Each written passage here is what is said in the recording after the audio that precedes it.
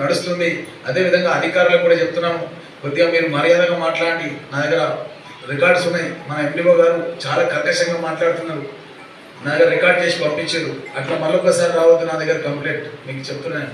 ఎందుకంటే వీళ్ళే దేవుళ్ళ లాంటి వాళ్ళు ఉంటేనే మనం ఉన్నాం ఈరోజు. వాళ్ళు లేకుంటే మనం లేమే, ఈ కుర్చీల మీద లేము మనం.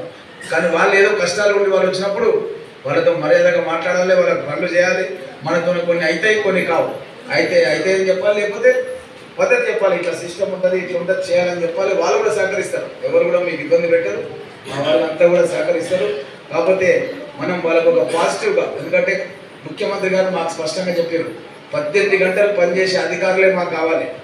మాకు, మా యొక్క కార్యకర్తలకు, మా యొక్క ప్రజలకు 18 గంటలు పనిచేసేటోళ్ళు కావాలి. ఎవరైనా చేయమనుకుంటే మీరు రాసి ఇచ్చేసేయండి, ట్రాన్స్ఫర్ చేసేస్తాం వేరే దగ్గర. అది కూడా మాకు క్లియర్గా ఇచ్చేసి ఆదేశాలు. పని చేసే వాళ్ళే ఉండాలి నియోజకవర్గం. పని చేయకపోతే మాకు రాసి ఇచ్చేసేయండి, మీకు వేరే దగ్గర వేసేస్తాం, వేరే జిల్లాలో ఇస్తాం. మరి జిల్లాలో కూడా పెట్టుకోవద్దని చెప్పాడు. ఒక జిల్లాల పక్క కాన్స్టిట్యున్సీలో తీసుకోవద్దని చెప్పాడు.